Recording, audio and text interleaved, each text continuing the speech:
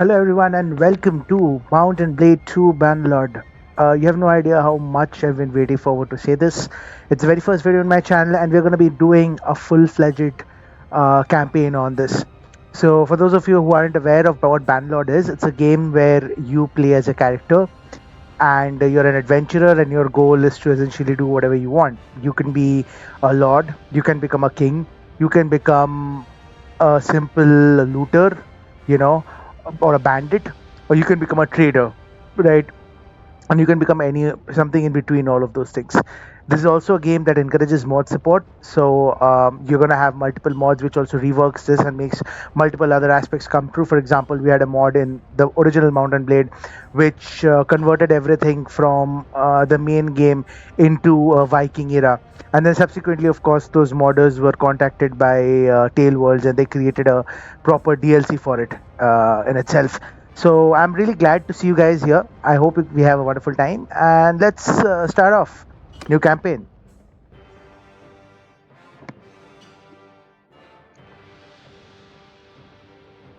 By the way, my headphones tell me that this audio volume is actually something that's bearable. Let me know if this sounds too loud for you guys or too low for you guys, and I'll make changes accordingly.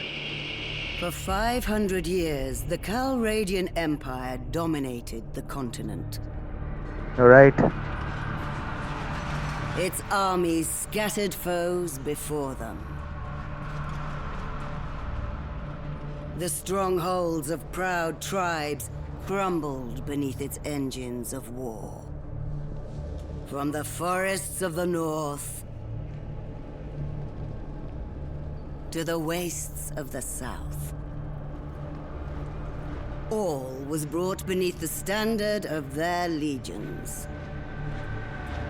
Brutal as the conquest was, the wise agreed that it brought peace. The land, now untroubled by armies, grew rich. But empires, like men, grow old. Leaders lose a common cause. Corruption spreads. Old enemies learn the Empire's tricks and devise new ones of their own. Until one day, the bonds holding the Empire snap. Then comes the Civil War, pitting all against all. A time of hatred. A time of suffering. But also, even in the worst hours, a time of courage and defiance.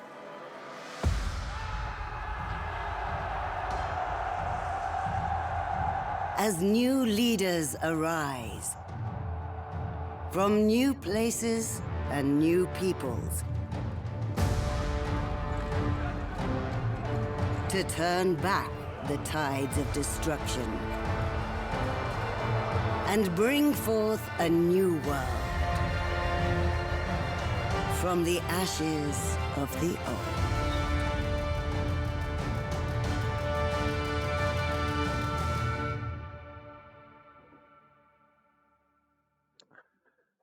Okay. I was silent during the entire episode because that's not the episode. Sorry, during the entire intro, because I didn't want to distract the amazing introduction that was being given. So yeah, we now know what the premise is behind us going into this Bannerlord, right? What the premise is. For those of you who are looking for a more historical basis on this, they're actually using something called the breakup of the Roman Empire as a base. Or of course, Calgradia and the modern world are completely two different things, but what they're using here, the empire and the breaking up of the empire, they're essentially referring to how the old Roman Empire broke up. And you're going to see, right, this empire faction, it's going to have a lot of traits which they share with the old Roman Empire, ultimately becoming the Western Roman Empire, till it died off. So that's the historical basis. And essentially all these different factions are different regions contesting for Caltradia. So you've got the Valandians. Now, the Valandians are the descendants of adventurers from the west who lived under the empire for centuries before forming an independent kingdom. With the decline of imperial authority, they have evolved into a well organized feudal society led by a caste of warlike nobles who prefer to fight with spears and lances on horseback.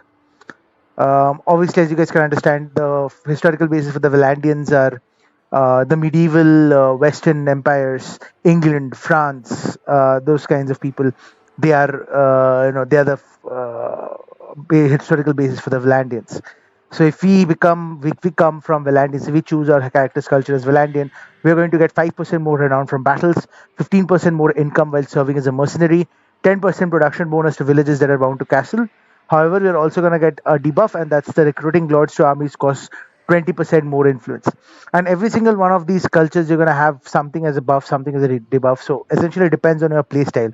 Valandians, Valandian playstyle works best if you plan to work as a mercenary, or you plan on being a battle focused culture, and that's what we're going to go for. So I'm going to choose Valandians, but I'm going to show you guys the rest of the cultures.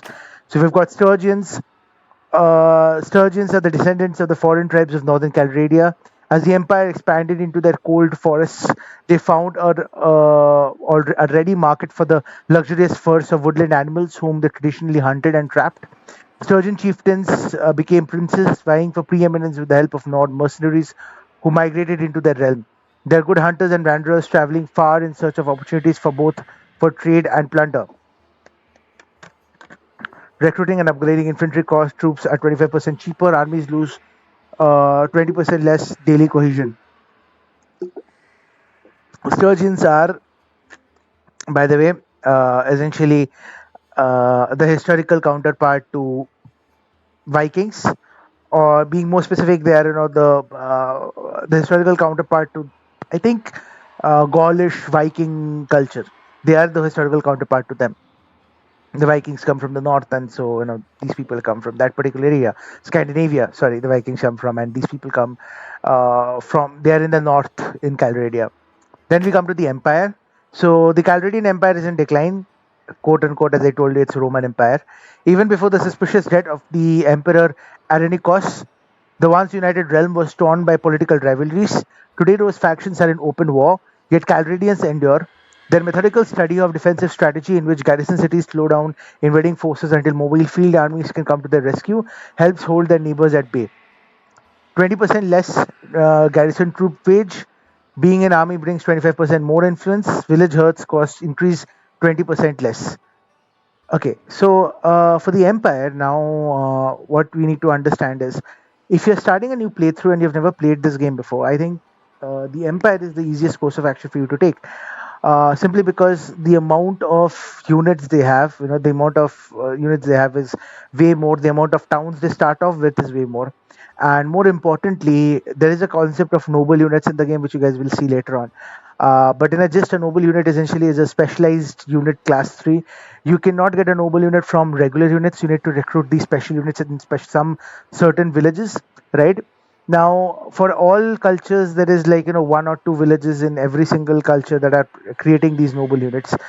For Empire, it's simply longer. The number of villages is simply larger for the simple reason that there is not one Empire faction. There is the Western Empire, the Southern Empire, and the Northern Empire. So there are three Empire factions, and accordingly, they have equal number of villages, and so the number of noble units that you can get from the Empire accordingly triples compared to the number of noble units you can get from any of the other cultures. That's also a buff. They should mention that, but they haven't done that. But if you play the game, you will very quickly realize that as a hidden buff for the Empire. And so the Empire is something that everyone who is starting off with this game should start off in. It gives you that very good buff. Then we come to the Azurai. The Azurai are essentially historically, these people are a representative of the Middle East, people from the Middle East, right? So the Azurai are the inhabitants of the Nahasa Desert, a mixture of nomadic Bedouin and settled oasis farmers. They are famous for their horsemanship and their knowledge of the learning of many lands, especially medicine gained from lying on some of the continent's most lucrative trade routes. Each clan is fiercely proud of its lineage and often jealous of the others, but when united by a charismatic leader, they become a major force in the south. Caravans are 30% cheaper to build, 10% less trade penalty, no speed penalty on desert. Daily wages of troops in the party are increased by 5%. Now, for the Azrai, what you have to remember is these people are a trade focused culture. They are strong. Mind you, they are strong. They have some very good units, and when they fight battles, you're going to see them. Have some very strong units. But compared to the kind of units they get from the Valandians, the Sturgeons, the Empire, the Kuzets, and the Battanians, they really don't really have anything that even compares to all of them. The benefit that you get from the Azrai are cheap archers, and that's it. However, if you are building a playthrough with a trade focus, with caravans and with workshops as a main focus of your income, then in that case the Azrai are a very good choice to start off with because of the amount of buffs they have. The debuff, as you can see, is the daily wages of troops. However, like yeah, if you can balance out your troops, this should not be something that should really create a big problem for you. Even you can even start off with a military faction with the Azrai, but you're gonna get the most benefit if you start off as a trade faction. And we bring to the Kuzets, right? The Kuzet Confederation of steppe tribes used to live a nomadic life, but have recently settled in the eastern frontier of the empire and are slowly transitioning into an agrarian society with permanent town centers. Despite this, they still retain many aspects of their nomadic life, including their affinity with horses. They are masters of mounted archery, shooting, and then galloping out of reach.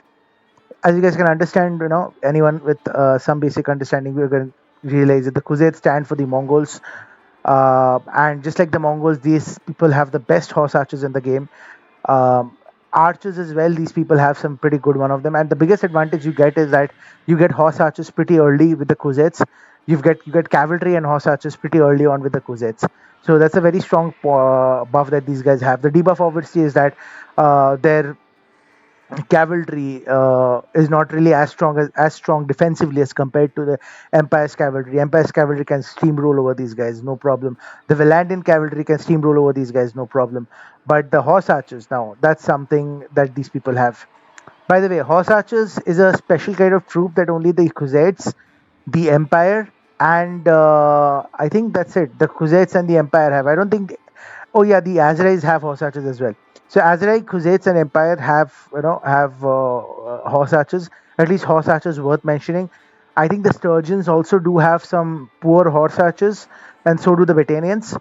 But again, like they're not even worth considering. The Empire's horse archers are also not really that good, but you can in a fix you can get them to work. Biggest problem obviously being that the Khuzaits get horse archers very early on. Tier 2 troops are horse archers. However, for the Empire, you get horse archers only when you get to tier 5. So it's costly to get your unit till horse archer level. It's also costly to maintain them compared to the cost for doing the same with the Khuzait faction. So this is something that even the Khuzets have as a positive. So let's look at the buffs and debuffs. Recruiting and upgrading mounted troops are 10% cheaper, 25% production bonus to horse, mule, cow, and sheep in villages owned by Khuzet rulers, 20% less tax income from towns. All right. So as you can understand, this is for people who are looking for a raiding playthrough where you're creating an army that you want to use to raid. Khuzets are not really that good in capturing cities because simply the kind of armor most of them wear, it's not good enough to capture cities, but it is good enough to defeat in open battle. And as a faction, as a Khuzets, you really want to draw your enemies out and fight them in open battles. And that brings us to the last one, the Battanians. The Battanians will remember the olden days when the woods stretched across northern Calradia and the empire and its cities had yet to violate their sanctity. The fierce warriors remained loyal to their traditional ways. They paint their faces when going to battle, and even their noblemen prefer to fight on foot while using great axes and two-handed swords with deadly efficiency. This is essentially for a stand-in for the Gauls. So the Battanians are the Gauls, right? The Gauls used to paint their faces, and the Gauls also were a very traditional culture. Even during the Roman Empire, they were extremely traditional, and that is, I think, what the Battanians stand for. So, as a Battanian faction, you do get it's a great faction to play as a foot soldier or as a foot soldier focused army. Additionally, they have 50% less trade penalty. Sorry, 50% less speed penalty and 15% sight range bonus in forests. So you can ambush better in forests if you are a Battanian. Towns owned by Battanian rulers have +1 militia production. Again, good as an infantry and archer focused faction. 10% slower build rate for town projects and settlements. So the Battanians don't really have good cavalry. They're an extremely strong infantry focused faction. So any infantry troops you get from these guys is going to be good. Having said that, we've wasted enough time, so let's get into deciding what culture we want to take. So I'm divided between empires or Valandians.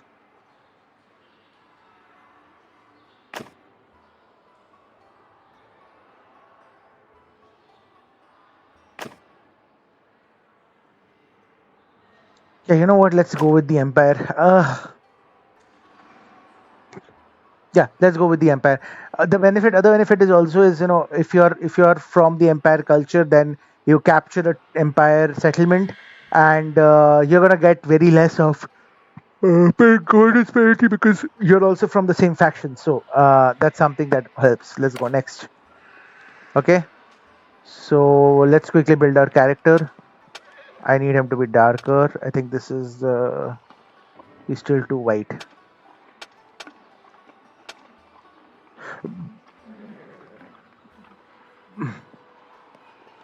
I think this height is perfect. This build is perfect. Let's hear his voice. Footmen! Fire! Yep, sounds good. This I think the skin color, yeah, a bit more darker. Yeah, I think this is the perfect skin color. Okay, let's go to the face. Increase face width, increase face weight, cheekbone width, cheekbone depth, temple width.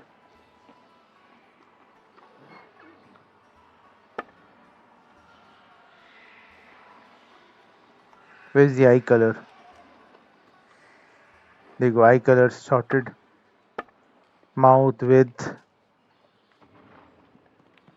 smile, lip thickness, and hair.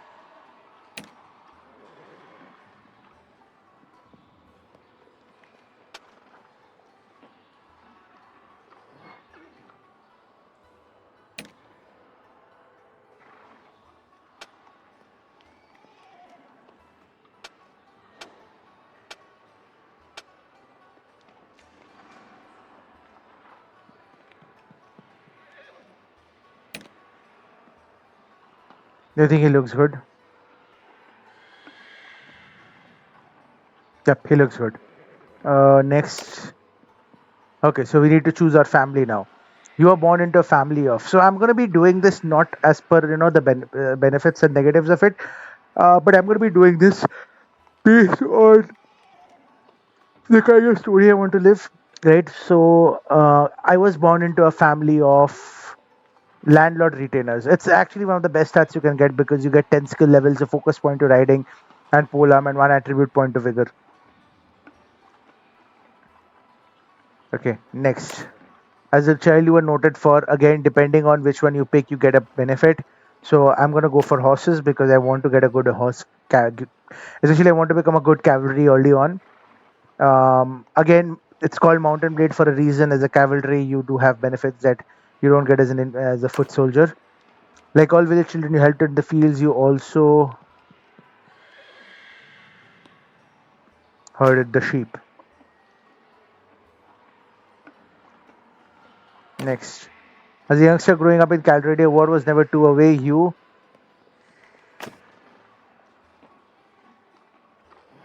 No, we trained with the cavalry. Yes. You could never have brought the equipment on your own, but you were a good enough rider so that the local lord lent you a horse and equipment. You joined the armored cavalry training with the lance. Okay, next. Before you set out for a life adventure, your biggest achievement was that you defeated an enemy in battle. Next. Like many families in Caltrade, your life was upended by war. Your home was ravaged by the passage of army after army. Eventually, you sold off your property and you sweat off with your father, mother, and brother, and your two younger siblings to a new town you heard was safer. But you did not make it. Along the way, the inn at which you were staying was attacked by raiders. Your parents were slain, and your two youngest siblings seized. But you and your brother survived because you rode off on a fast horse. Next. You prepare to set off with your brother on a mission of vengeance and rescue. Here as your character. Continue if you're ready or go back to make changes. Again, depending on what choices you pick, you get buffs and debuffs, and you can check, as you saw, the buffs and debuffs. I am playing this in a pure role-playing perspective, so I'm going to be taking the choices that make more sense to me. But yeah, our character here is going to be named Siddhartha. And our character, by the way, is going to be yeah, he has come from a rich family, but now he's poor, and he needs to get up in the world. So that's the background history. So this is our name. Next. So difficulty settings, guys. I'm gonna start changing a few things quickly. So yeah, I know a lot of you would be bringing this to realistic, but there's a reason I'm not gonna be putting it on realistic. Because yeah, I'm gonna put this on easy, easy, easy. This is very easy. Recruitment difficulty, very easy.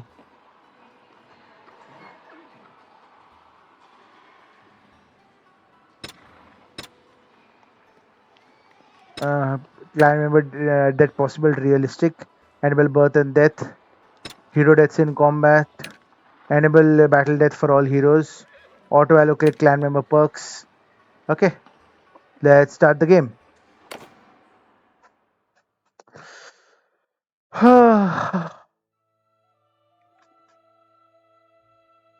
Brother, it's been 3 days now we've been tracking those bastards. I think we're getting close. We need to think about what happens when we catch them. How are we going to rescue our brother and sister? Are we up for a fight? Die, you bastard! This looks like an old training field for the legions. Perhaps we can spare some time and brush up on our skills. The practice could come in handy when we catch up with the raiders. I'm going to run the course. I need to know if I can fight if I have to. Yeah, sure, why not? Let's go on then. Okay, so we need to move our character WAST. Okay. So the reason I picked this, by the way, I wanted to show you guys the depthness of the combat mechanics, by the way. So before we get started, this is a training field. We're going to be learning about the different weapons you guys use. I need to use a refresher on my skills as well. So why not? So let's pick this up. Let's get on the horse. Okay.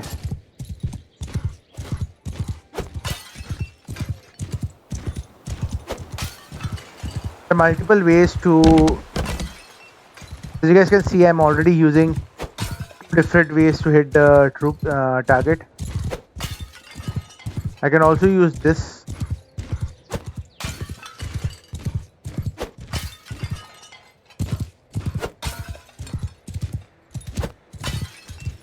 Give me one moment, guys. So the reason I'm pausing this is because I need to go to the gameplay and do a few things.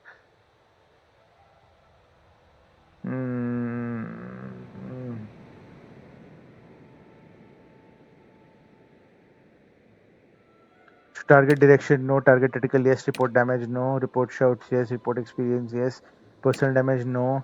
Enable damage to visuals, yes. Enable event log, no. Yes, sorry.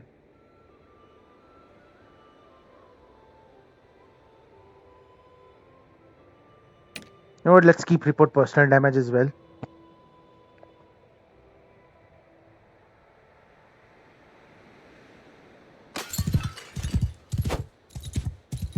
I missed that. Okay, no issues.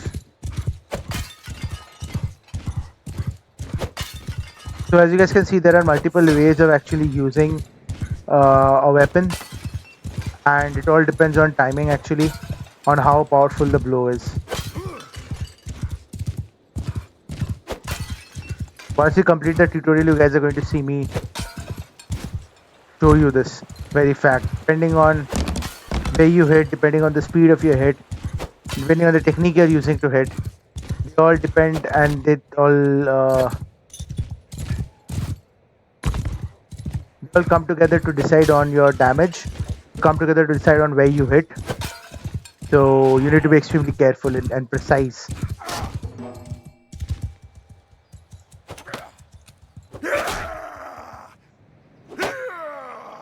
Okay. Next, let's go and pick up the sword.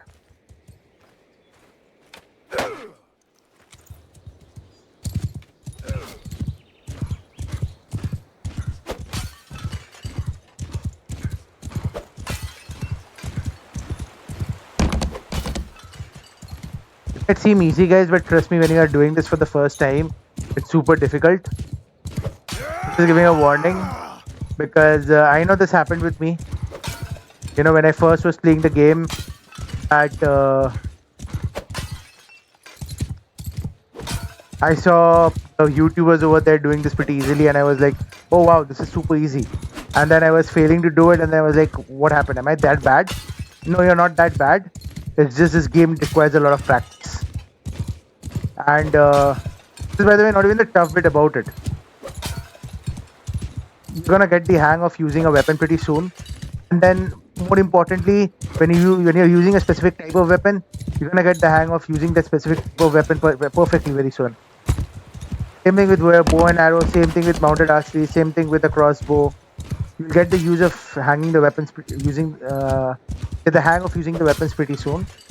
What will take some time to master, because even I am mastering that at the moment, is the tactics. Uh, which formation to use against what, how to move your units around, and how to position them properly. It's gonna take a time for you to master and understand. And all of these weapon damage and whether they hit and how much damage they cause, and how easy it is for you to fire them, it all dependent on your skill. As you guys can see, this crosshair is not getting too focused, right? Now, if I had some good archery skills, particularly if I had some good um, mounted archery skills, my skill tree, based on my background, I would not be having this issue. This bow would focus much faster. So again, everything depends on your skill. If you have high skill, you're gonna be able to use weapons that others are not going to be able to use.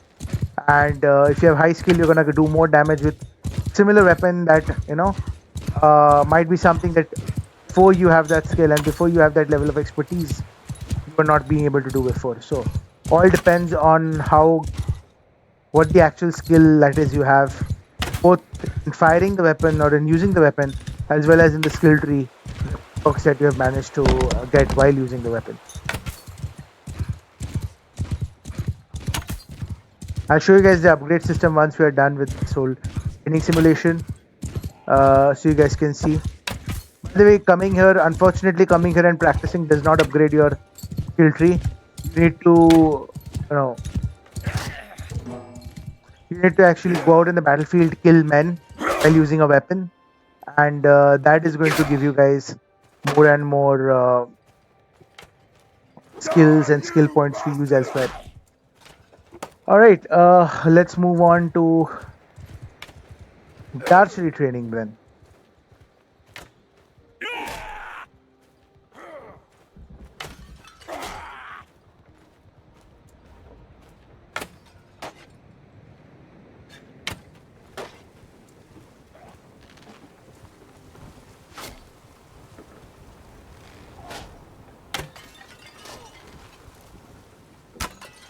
Again, depending on your skill, you'll be able to hold this for way longer than I am able to. My archery skill is really poor. Character's archery skill is really poor. So that's the reason he's not able to hold on for more. For long range shots, you have to remember that the arrow does bend. So you need to aim a bit higher, as I'm doing right now.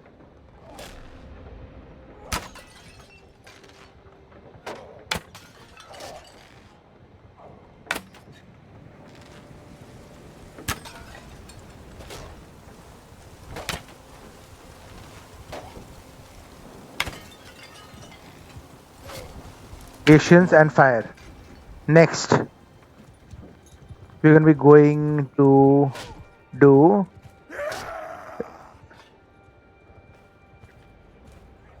javelin training. Let's go.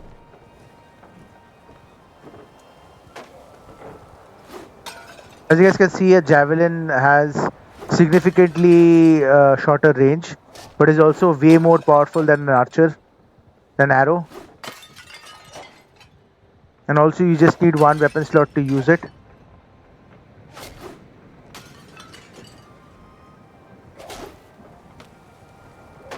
Bit higher.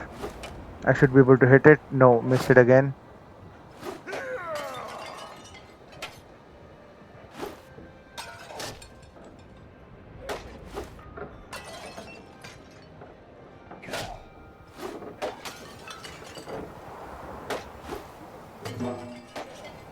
We did it. We hit all the targets. Brilliant. My javelin skills seem to be better than my archery skills, and that's because it's my preferred weapon of choice. I prefer to use a spear, a shield, and javelins. That's the reason I'm sort of better at it than I am better with anything else. Now with crossbow, what you have to remember is this. It takes ages to reload.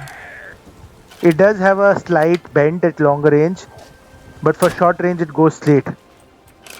So it's important to remember this.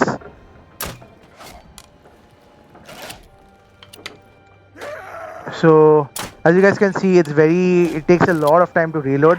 At the same time, however, it's one of the strongest weapons in the game, given you can actually draw that kind of poundage. Speaking in a historical context, by the way, crossbows were never reload like this. I mean, small ones did, but think about it. The larger siege crossbows and all these kind of crossbows that you see make some real damage against troops. They could not be reloaded by hand because simply the poundage was such that one man could not draw it with just one hand. You needed both hands. You needed an instrument called, which looked like a pulley. You needed that instrument to essentially help you reload. Okay, we're done with crossbow training. I think we're done with all training of the range training section. Let's do our melee training. And then we'll be able to get out into the world for some actual adventures.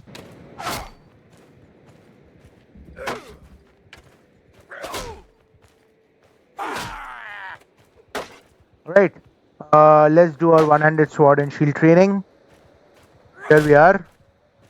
We're going to the trainer, and he's going to teach us what to do. Defend from the left, defend from the right, defend from up, defend from down, attack from the left, attack from the right, attack from up, attack from down.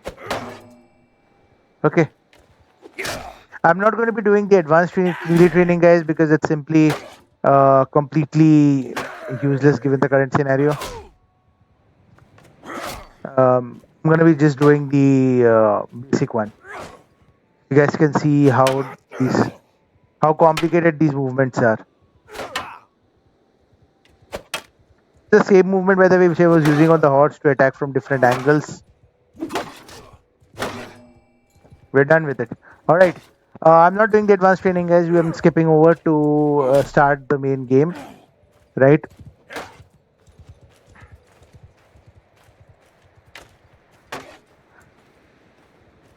And I'm going to be keeping this YouTube video short. I hope you guys like today's session. We're going to be starting off the very next session with starting off with our main campaign. I hope you guys loved this episode. If you guys have any suggestions and improvements, please let me know.